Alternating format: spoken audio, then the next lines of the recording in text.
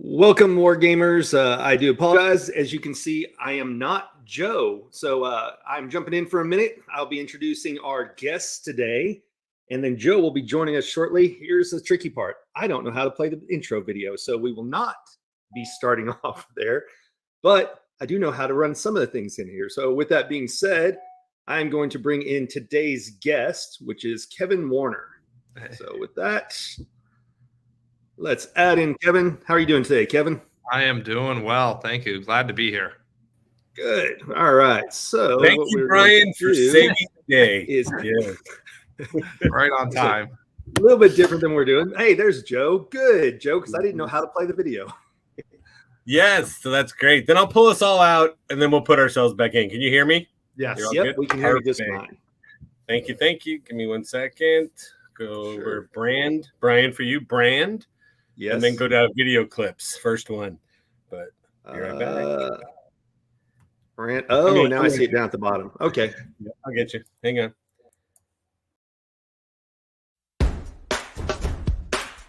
Welcome to War Games, hosted by the sales genius Joe Ingram. If you're looking to win the sales battle, then you have joined the right team.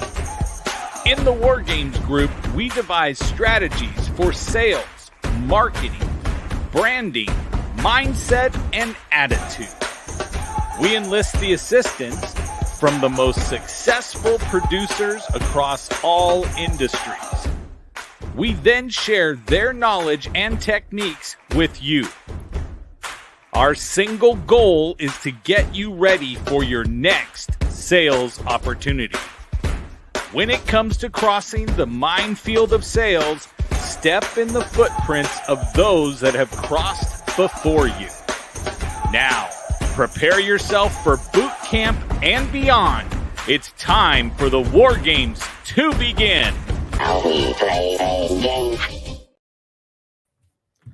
War Gamers, welcome to another episode of War Games. I'm going to bring Brian up here with me. Why? Because Brian was kind enough to kick us off today while I was telling him I'm trapped with a client and I need someone to help me get on there. So I can always count on Brian. Today, the newest sales expert that I am bringing forward for you guys is Kevin Warner. He is the CEO of Leadium, an award-winning business-to-business lead generation agency. And so I'm going to tell you right now, Kevin, this is, talking true to heart for both Brian and I on making sure we have more clients than we know what to do with, right? And I asked Kevin to come in and talk to us. Again, our whole breakdown is we can do what we want to do while we're in here because the goal is what? To help you sell one more product or service today after you leave this episode. But Kevin's also an expert on sales agencies, right? And how do you get to the point of getting a sales agency that could get ROI for you? So you return on your investment. Then he also tells us never, ever hire a full-time, right, sales development rep. I think we're going to go get them, the hungrier ones. But he has created over $1 billion in revenue pipeline across 1,200 organizations. So what does that mean? It means we should probably all listen to Kevin, and Kevin is here. Hey, Kevin, thanks for joining us. Normally I have a much better camera, microphone, and everything else, but I do want to say thanks for showing up. Debbie's out there with us, War Gamers, and Jason Liu from the Leadium team. So I'm thinking Jason. I do know okay. Jason, the newest team. Good support, Jason. We like that.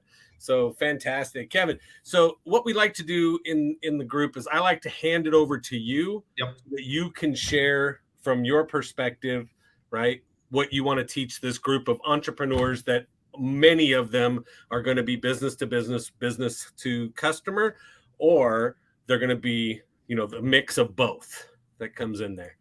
And then, of course, you'll always want to be able to meet Debbie Bettendorf, right? So she said, nice to see you, right? She's got a show as well. So we'll make introductions. That comes up. This guy has the same last name as me. Don't really claim him at all. Okay. But thanks so much. So, Kevin, talk to us a little bit. You've played this game a lot, right? Played this game a lot. Played this game for 9 years. And my co-founder and I often say it's kind of like Groundhog's Day because you're waking up to the same same world every day when it's top of funnel, hunting for appointments, email, phone, LinkedIn, rinse and repeat. Not while a lot has changed, not a lot has changed at the same time. So technology's definitely made it easier. Data access has made it easier, but a lot of the fundamentals still remain the same. I agree. Brian and I talk about that too. I'm like, people just find you different now, but the whole process, right, is still following the same things that you go through, right? I'm one of those lazy people that I only want to put it's 4 steps to a sale, Yep. right? And everybody goes, really? I'm like, you can do 10, you can do whatever you want to do. Just don't do 12 because that's a recovery program. So you're going to need help after that. So. Yeah, no, it makes total sense. And I mean, we alluded to it already, which is one of our new talking tracks. We've done it over 8 years. So we founded overseas. My co-founder's in Ukraine. So in 2014, outsourcing sales was kind of new to the world, especially with overseas talent. Obviously, in 2020, everyone kind of opened up access to overseas talent, lower cost points, still great quality, depending on what regions you're tapping into. In 2014, it was unheralded almost in the sales space. But since then, we've really been able to take outbound appointment setting and build an agency approach to it, something marketing agencies have done for decades upon decades that have been in existence, but not really taking the SDR focus and building out that.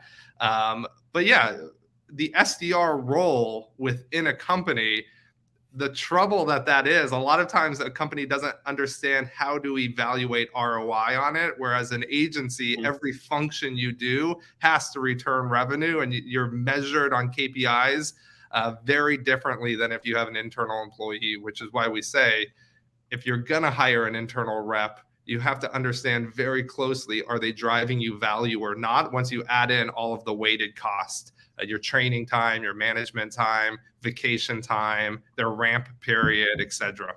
The workers' comp that the state charges you, the fact that they like to go and get a cough and call off sick for a while, and then you got to pay them overtime to make up for what they missed it's tough. Doing before. Yeah, I feel you on that one.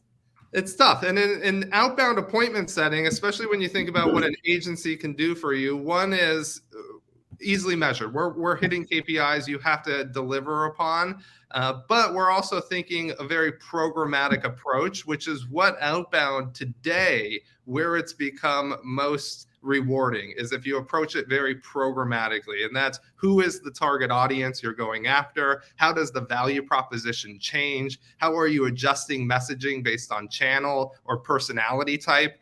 It's crazy that a lot of companies still focus on activity. It's almost like the impressions game. Just get more phone calls or more emails or more LinkedIn messages.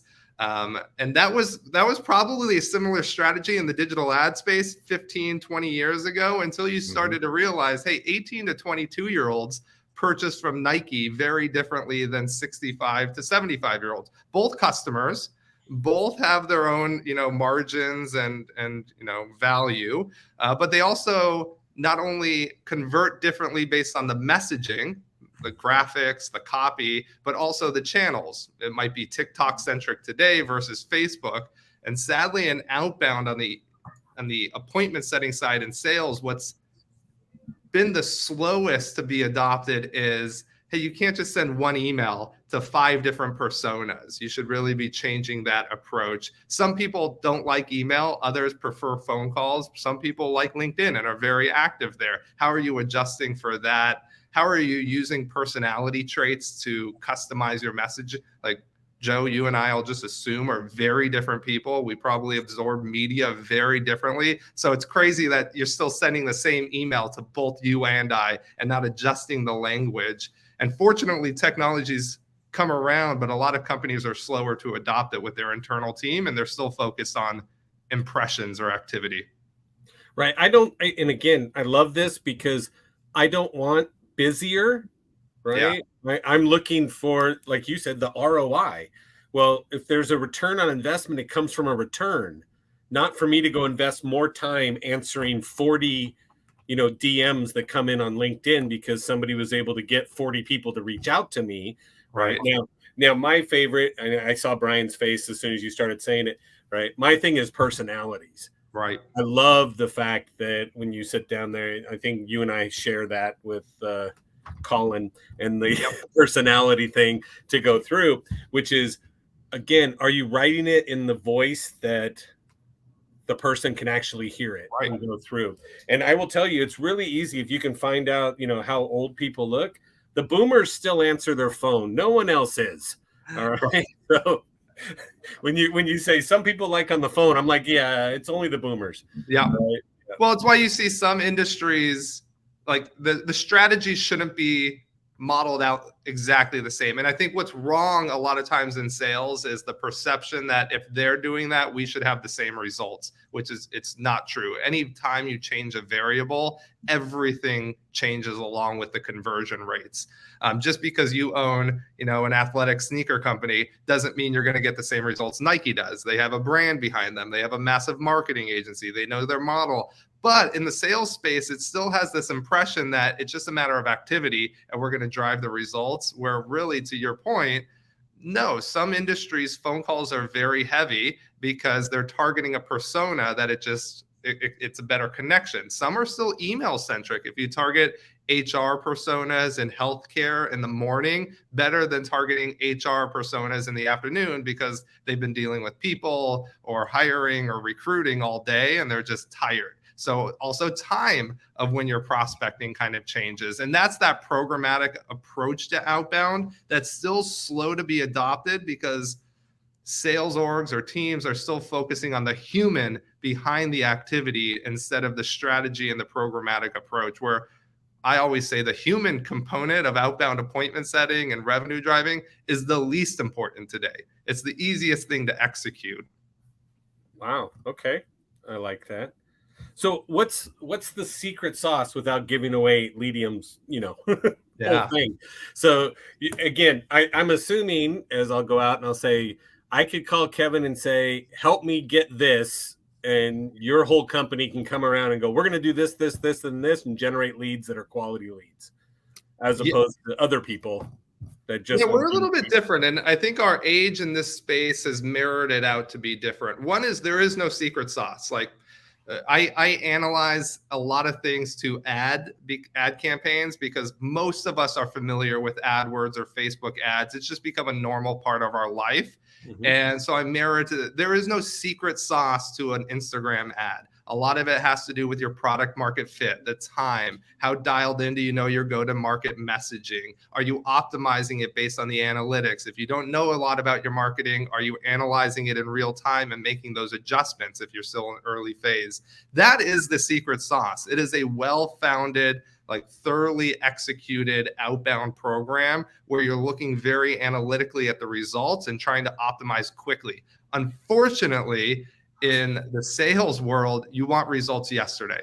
You started a brand new company. You think that you should have people knocking on your door, and you don't want to pay for the compounding effort that a lot of times outbound leads to. Outbound is a compounding result. But if you don't pay for a good foundation at the beginning, it all comes crashing down and you're in this cyclical spiral into hell of nothing ever being figured out and you just throwing away money. And then also comes the perception of, well, if my internal team can't do it, they're just not good enough. The agency's just not good enough. And it's just because, well, you don't quite know what to do yet. And you don't want to pay for that figuring it out time. So that's kind of the secret sauce. It's just a foundational approach to building your lead pipeline.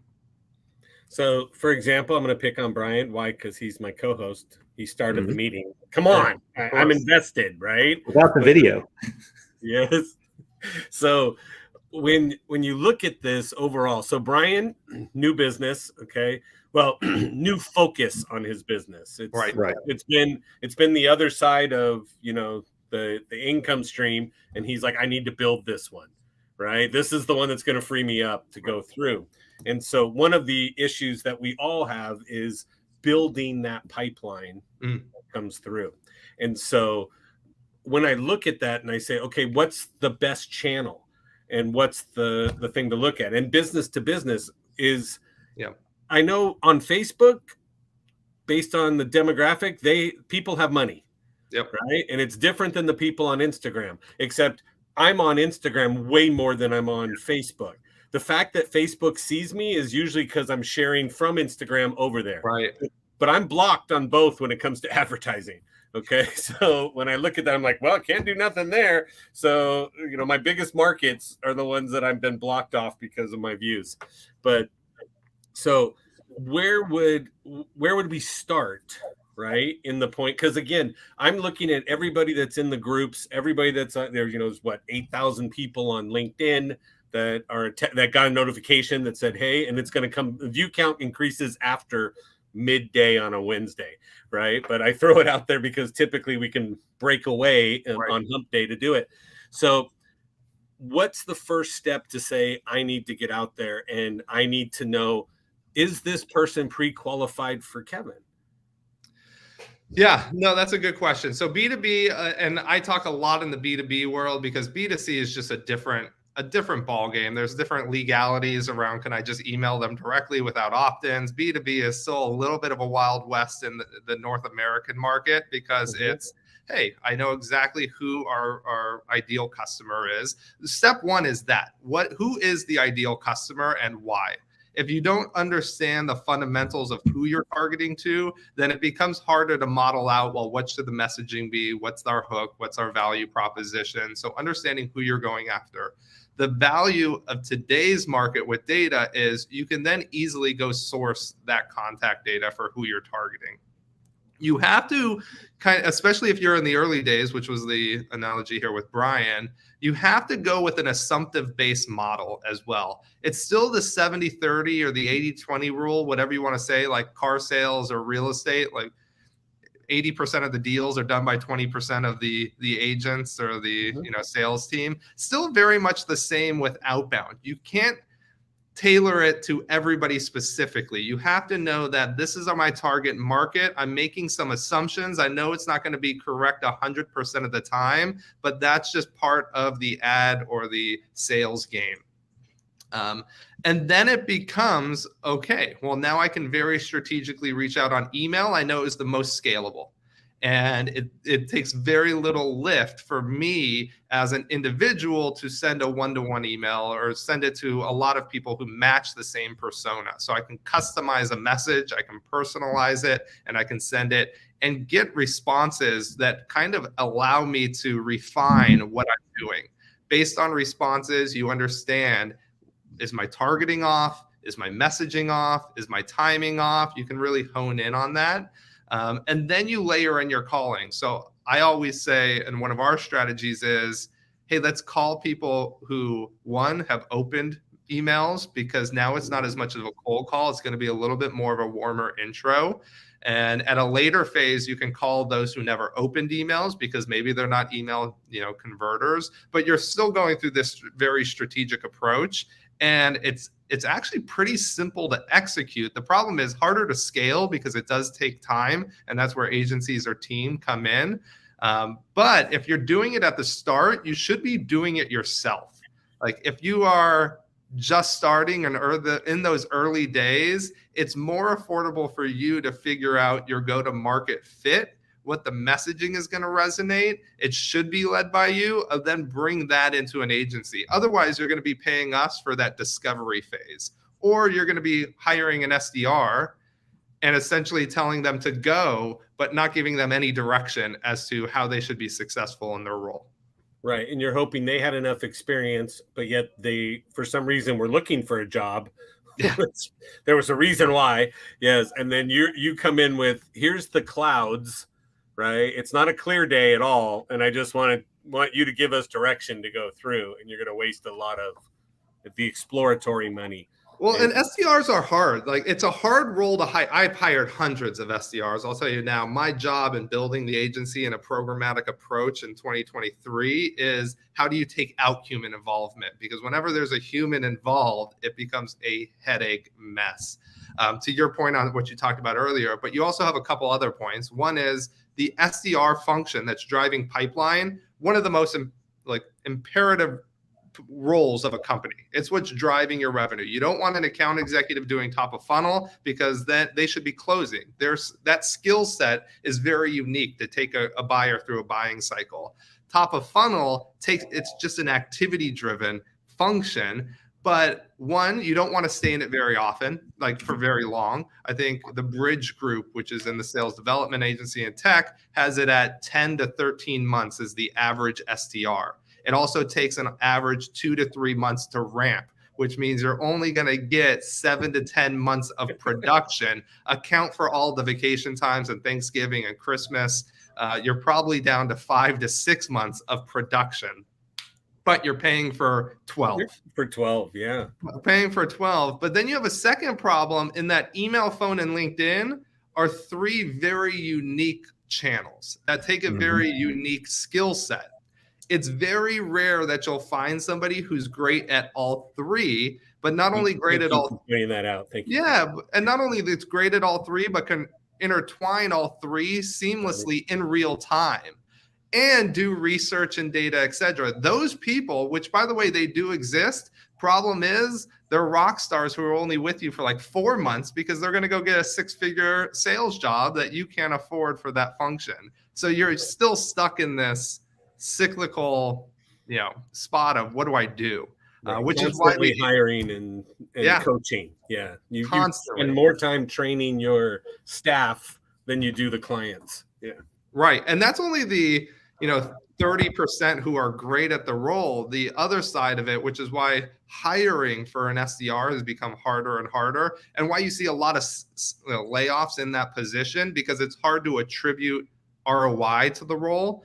But what about the 70% or the 60% who never get quota and aren't good for the position? It's an entry-level job in a lot of companies, and it takes time to figure out, hey, maybe this isn't for you, but they found it out on your payroll and they didn't drive value back to the org. And there's not a lot of SMBs who can afford that. I think, you're probably in the LinkedIn sphere, and I'm very much plugged into the, sales billion-dollar unicorn, fluffy tech SaaS world. Yes. And, you could afford to miss a lot when you're dealing with investor dollars. When you have a company that you're paying for your own growth and you're a small, medium-sized business, you can't afford to miss. And sadly, there are a lot of misses when it comes to employees in that position. So I'm a big fan of not having employees. So yes. I think you and I are talking in the same way, or I'm picking up what you're putting down, right? My answer is I don't want an employee. The trainers that I have that work for me to go fulfill the stuff I have, they're all 1099. And I'm like, I don't care. All I care is when my stuff gets talked about, it gets delivered the way I taught you and the way it comes out. I don't need the drama that goes associated with it. And I'm in with clients every day of a month dealing with their drama with employees as well, right? And I'm like, every time I'm in there teaching, I'm like, yeah. You get that one superstar that takes everything you say and blows up, right? And you're like, that's great. Will he be here next month? I don't know. But, what if a better company makes a different offer, right? And that person's gone now. And that's what most companies are afraid of when it comes to training or getting people up to speed, right? I would have hesitation going, Kevin, what successes do you have? What do you have that says, I know I can get this caught up? What's a realistic expectation if somebody were to say, help me? I am one of your ideal clients, right? What time frame do I give you to look at and say, is there going to be something that happens? Because remember, we're all going, feed me yesterday because I'm hungry. Yeah.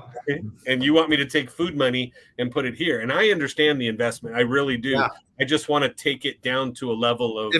If you boil it down to that level, and we do this good. So we don't sell appointments anymore. If you want somebody to commit or project appointments, run.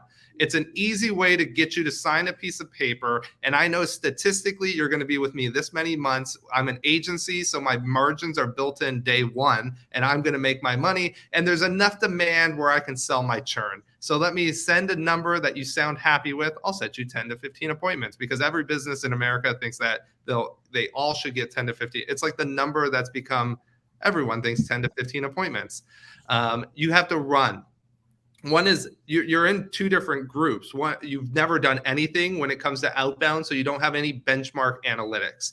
In that group, it's a realistic, we have to set up a baseline. We don't know.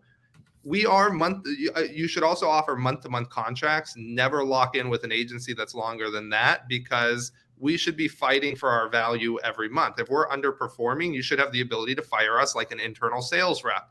In that terms, though, value is defined, and this is the tricky part, and I've been doing this a long time. Every company values what you do differently. Some are, if you set me 15 appointments, I don't ever want to talk to you, except for after you set them 15 appointments for 6 months, and then they come back and say, well, we didn't close any, so I'm canceling. So it wasn't about appointments. It was about revenue. So now the quality of appointment matters. It's not the quantity, it's actually the quality. That's different. That's not what you told me up front. Yeah, but that's what. So the companies don't even know how to evaluate it. So it's having these real conversations in real time is what has made us as successful as we have. I'll tell you, having that month-to-month commitment from a buy-in, meaning I'm vying for renewals, it's more affordable for me to keep you than to sign somebody new. But you should be thinking about it as, at the end of every month, whether you set appointments or not, even if I set 0 appointments, did I drive you more value for your organization than what you could have done elsewhere with the same amount of money? If the answer is yes, then you should never churn, even if it's 0 appointments, because in your mind, we drove value. And right before you kind of add your color there, I say this: if you have a quota for your SDR team to set appointments, and the quota is 10 appointments, because most teams, and you're a sales trainer, most teams have a quota for account executives and sales development reps. If my quota is 10 appointments, you're essentially telling me, hey, we want you to do 10. That's what your job is. If you exceed 10, we'll compensate you above and beyond. But at a minimum, we need you to hit 10. Imagine I hit 10 appointments on the 10th of the month or the 15th of the month today. Can I come into your office and say, hey, I'm going to Hawaii for 2 weeks. I'll be back on March 1st. You would say, no, get in your seat and make more. And I say, no, you told me 10. My quota is 10. I understand that I'm leaving money on my table and I'm giving that up, but you told me my quota is 10. I did it. I just worked more hours, more strategically, and I did it. My quota should be what's driving value. The answer should be yes. A company should know their numbers so well that you should say, yes, leave, come back, because if you have that relationship and that expectation, you're probably going to keep that person longer, because maybe they don't value money. Maybe they value that freedom and that flexibility. Maybe they want to go work for another company on the side. Who cares, so long as you have all of your metrics in place and you're driving value from them. But that's the problem with sales. It's inherently, the thinking is still impression activity based. Do more. I don't care what you've done. You can always exceed it. And it's, well, that's the wrong. And that's why in sales, quotas change every other week, it seems like. And account executives and SDRs get mad because it's like, how did this change from 1 week versus the next? Mm-hmm. Yeah. So that's Jaime Ramirez, Brian. That's a very good point. No, because seriously, Kevin, you just dropped this bomb in the middle of what we were talking about. And it's so true, because again, all we keep doing is asking salespeople for more than what we expect them to do. And so then we go, why'd they burn out? Why'd they go someplace else? Right. Mm-hmm. You're like, well, nothing's ever good enough for you, Dad. Yeah. Right. And so that's what I look at. But right now, the know your number for value, that was fantastic. That's the most important thing. And it's the problem that plagues the sales industry, and no one knows that number. And I'll tell you right now, not one, and I've dealt with a lot of companies, probably 800 at this point. I know the intro was right at the 700, but I think we've passed that now. Not one person can simply tell you, hey, an SDR who has 80,000 OTE, but really costs the company probably 150. No one knows. No one knows what the true cost of an employee is. No one knows. So if you don't know that for your sales rep who's driving your top of funnel, how do you know if they're ever driving you value? So now the problem becomes, well, do more. Because if you're doing more, at least where, like, I get you for 8 hours, I'm going to make sure I maximize that 8 hours. Just do more. When really you should be thinking about it as, are you driving us the ROI?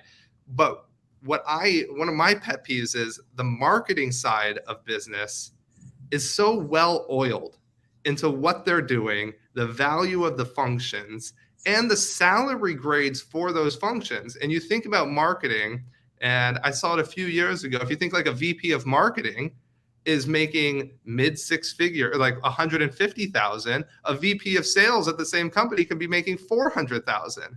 An SDR who's entry level is making 80,000. An entry level marketing, person is making 40,000. And it's like, wait a second, but how is this so turned around? And I think a lot of it is, well, how do we compete? If that person is going to be taken to a competitor, I have to just offer them. And it's just a broken system right now that's not really focused on what's driving value. Well, I think what's really good too, Kevin, and I'm hoping everybody picks this up as they go through, you have the hard discussion first. Yes. Right? Because that's what you had said was nobody's asking these questions in the beginning, and you don't want to find out that it's just the number of appointments make me like you, right? Yep. And, Brian's heard it from me too many times. I say business is about results. Yeah. Mm-hmm. Right? The relationship comes after you deliver the results. So if I get great results from you 1 month and then none results in the next 3 months, I don't go, oh, you know what? But you're a nice guy. Let me keep paying you. Right? It doesn't work that way. The answer is, what are the results that you can you have to have the hard conversations up front and so in our business, we say you're going to churn no matter what. Like I could do amazing. You're going to churn. Let's say month 1, we have amazing results. Then you come to us on month 2 and you say, hey, we did great. We want to target a new market segment that we've never attacked before. And we want to go full force in there. And we say, hey, I don't think we should divert all of the activity to that new segment because we know what we have here and it's working. And you say, no, like we believe in this model. We divert it. It ends up producing nothing. To your point, it's a market segment you've never entered before. And then you come to us and say, well, you should have told us, like, you should have been a little stronger by telling us no. And it's like, wait a second, we did exactly what you wanted. We raised the flag and you're still canceling. You could cancel for a million different reasons. And because it's evaluated month to month, are you driving results? In our sales cycle, we're very upfront. Worst case scenario, we book 0 appointments. You know what I can't account for on the agency side?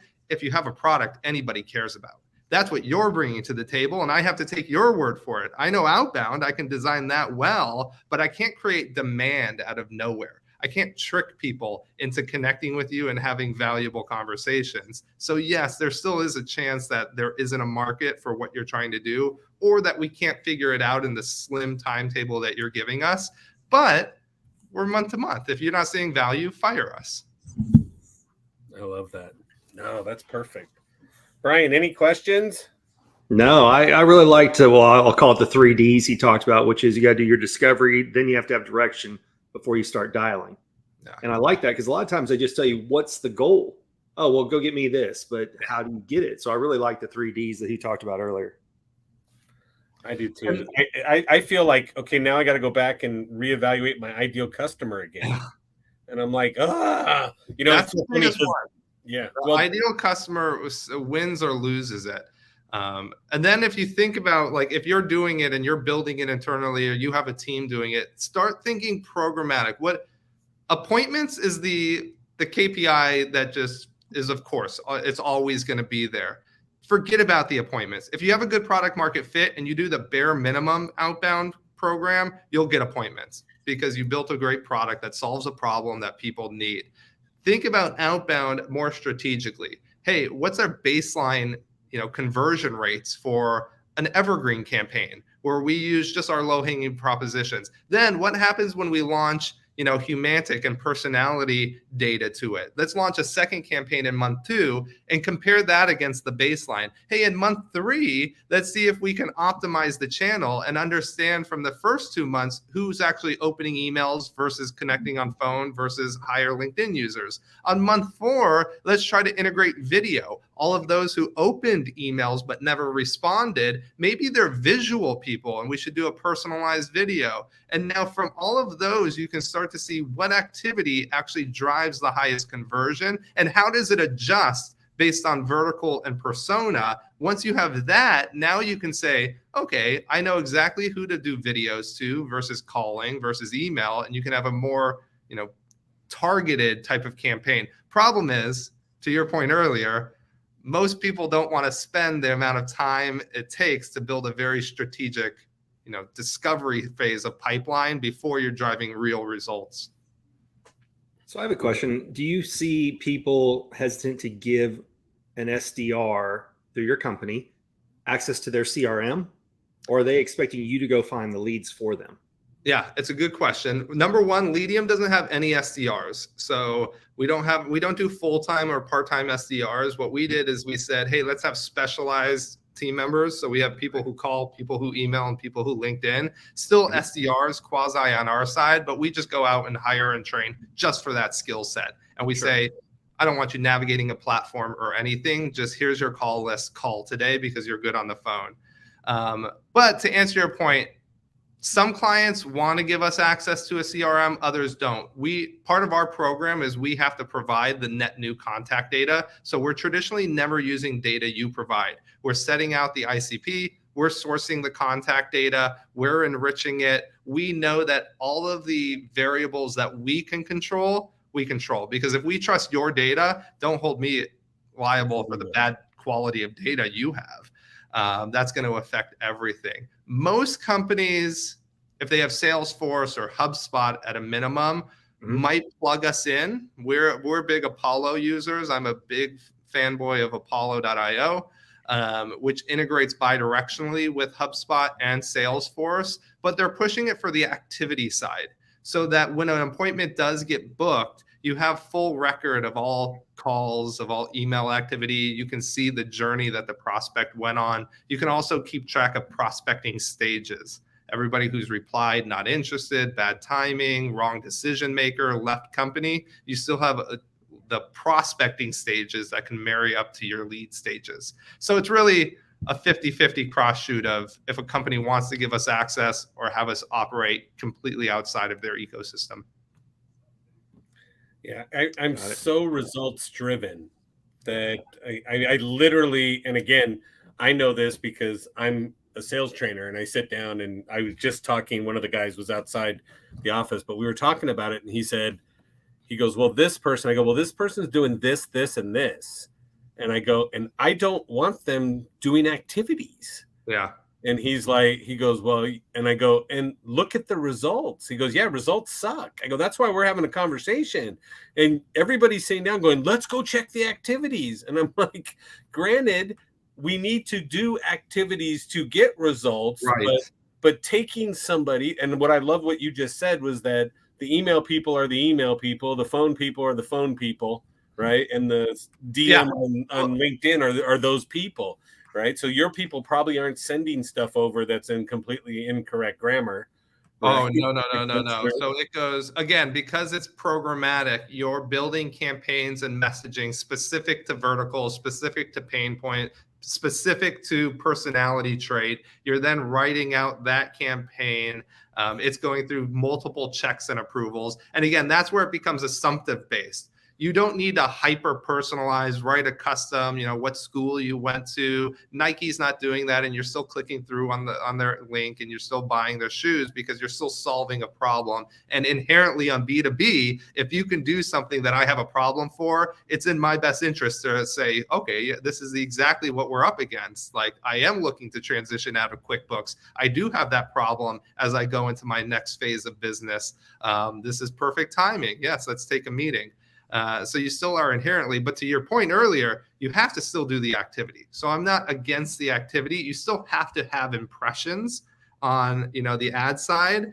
It's what's the quality of those? If you're just throwing up a random ad and spending a lot of money, I think you hear horror stories on the digital marketing side where companies can spend hundreds of thousands of dollars because no one was measuring, hey, is it working or not working? And they just wasted a bunch of impressions because they didn't hone in on their targeting. Same thing with sales. You still have to do phone calls. You still have to send emails. You still have to do LinkedIn. But now it's a matter of you might not have to do as many as you think if you have everything dialed in properly.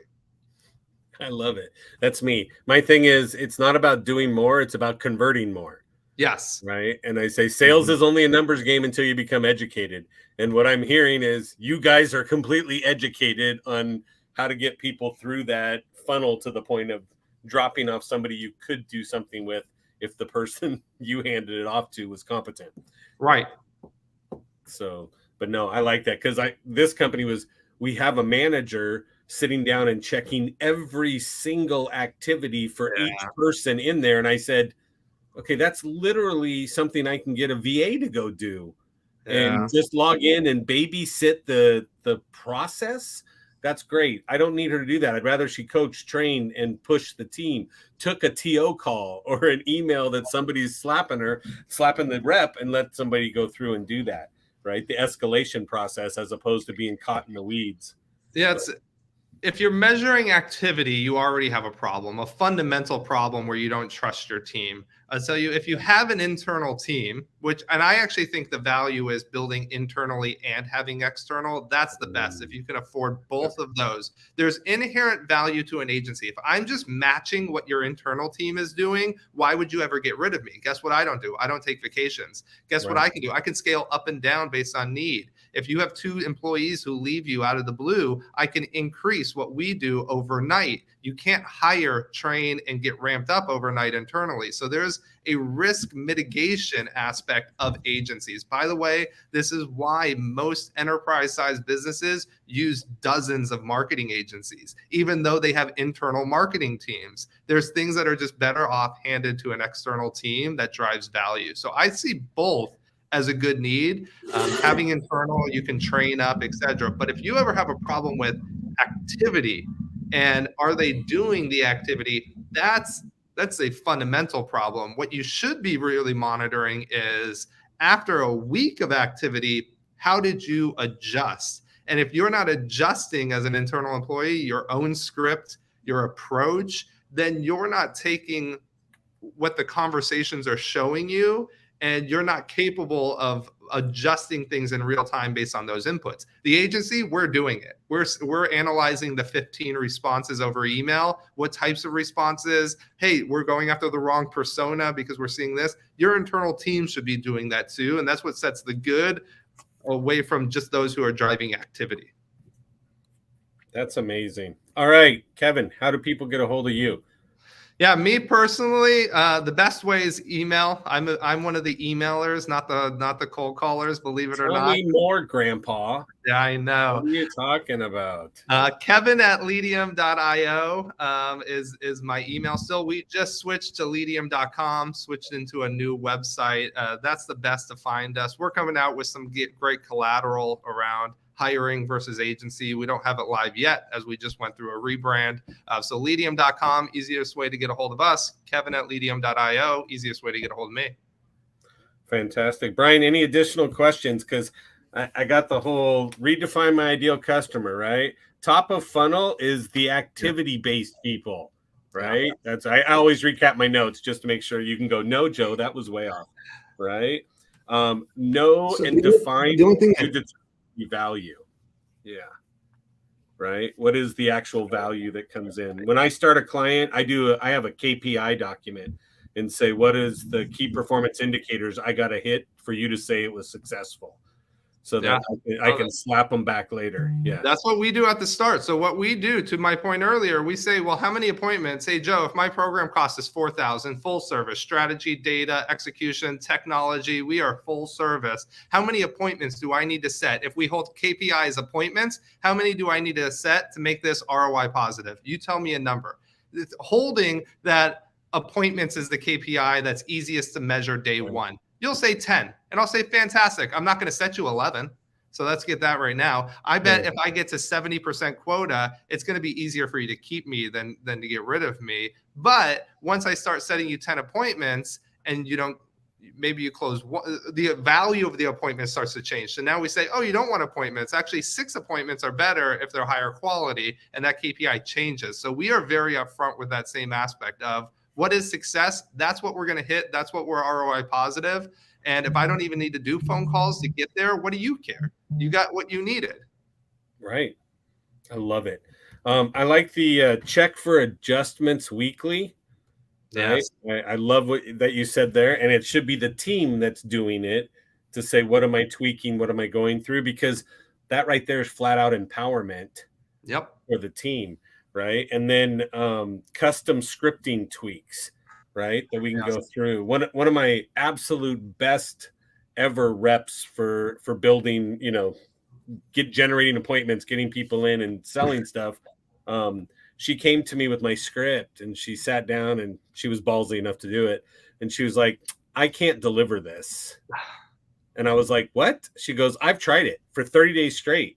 I can't do that. This isn't me, whatever. And I said, all right, let's sit down for the next 20 minutes. Yes. And then that was the easiest thing. We talk on email a lot because it's easily measurable. How about, look, Joe, you very different personality than me. Why aren't you calling the same people that share your personality? And I'll take it a step further. Why is a 23-year-old calling a 54-year-old, like 40-year experience CIO? Shouldn't I have somebody on the team who's also 50 years old and capable? Because, hey, now it's like-minded, like personality, speak the same language, sound the same, and you just connect inherently. And a lot of teams you're not segmenting your data to say, hey, call who your personality traits are most adopted, use a call script that's based on that personality, and call like-minded people who share similarities with where you are in life. And you'll see that drives conversions well more advanced than just picking up a phone and dialing. I agree. I love it. Because when I wrote it, so I always think about it, and you just reminded me again, so I wrote it down, which was I had remember to speak Vicky, right? So Vicky was the name of that rep. So after we sat down, I wrote my entire script in her voice in my head, and then I handed it to her. She was like, "Oh," and she blew up. She blew up. Yep. She was easily 3x everybody else on the team. Right. And it was because she believed it. She could say it and what have you. And she's like, how do you do that? And then after I left the company, like 2 years later, she reached back out to me and goes, here's the script they gave me for this job I have. Can you write it in Vicky? And I was like, oh, I can do that for you because I know you and I can go through and get that done. And she's like, great, we're exploding again because she could deliver that. And again, I got to remember that too, because that was something I forgot. But wow, Kevin. It's just confidence. On the phone, it's just the phone is a different game than email. Email, you convert on your own time. You click to the website, you're absorbing it on your own time. Phone, it's, hey, you got 30 seconds. You got to be confident in what you're talking about and connect very quickly. So understand the psychology of it. And if you're not speaking your own language, it's like you're reading a book from 1700s and you can't read it that quickly because it's not how you talk versus if you're reading just material that you know. So you have to be confident and say it in your perspective, which is what, again, teams are missing because a VP of sales writes a script and it's use this no matter what. Right. And he's completely confident in delivering it. He wrote it. Right. Exactly. So, but it's funny because like your LinkedIn people, Brian is the master of the facial analysis and what have you. So he could look at you and say, this is the message I have to give to Kevin for him to understand it. Yep. This is what I have. We did that a week ago, 2 weeks ago. So, but it was one of those things, but that's what he does. And so anybody you have that's on LinkedIn to go after it, you should have Brian's checklist with you to go, how do I get to this? How do I get to this? Look, are their eyes slanting up, down? Is this here? Is this here? Yeah. And so a lot of the people I train here at this client, when I walk in, they're like, hey, I'm looking at your eyebrows. And I'm like, please don't do that to the customer. Yeah. Right? Don't do. They're like, show them what you're doing. Yeah. I'm like, no. It's all covert, buddy. Come on, it's called subtle skills, right? Not obnoxious skill. So perfect, Brian. Any other questions we have? If anybody has one out there, you can. I totally ignored most of the comments today because that's who I am, right? I was selfishly sucking up everything I could from Kevin to make sure I didn't miss anything that was there. So everybody out on LinkedIn, everybody in Facebook, whatever, thanks for spending your time. We've been seeing the user counts pop up and down. YouTube is, for some reason, doesn't show here, but pops up on my phone. So we've got some view count going there. But Brian, anything you have? No, I really liked what we covered today. It's a very unique perspective. Yeah. Yeah, absolutely. Thank you. And I'm just grateful we got connected, Kevin. This was phenomenal because most people wouldn't know that they needed to know what you shared. Yeah, again, the sales, it's just such a hard industry because it's so activity impressions based, and no one's really stepping the one step back and saying, wait, what are we doing? And a lot of times it's driven by the C-suite saying results now, revenue now. What are you doing now? And you can't really build a foundation because you're always focused on, we should have had it 2 weeks ago. Right. Agreed. That makes sense. And again, I think also to your point, like Steve pointed in here that they teach principles, not scripts.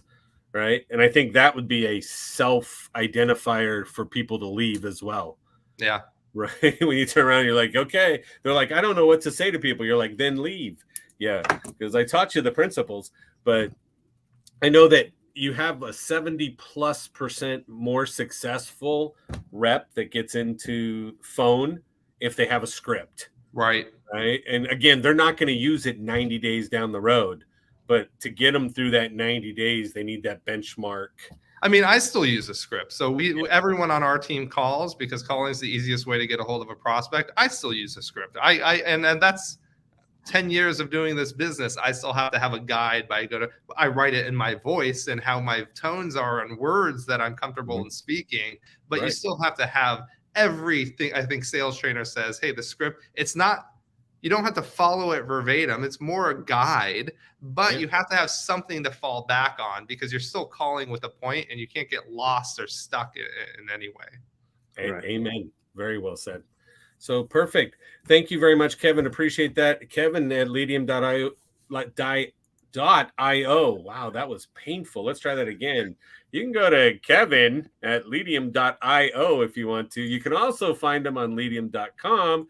And I'll tell you, go stalk him over on LinkedIn as well. Please. Kevin A. Warner. Doesn't hurt to have more people paying attention to you. So you gave great stuff. So appreciate you on that one.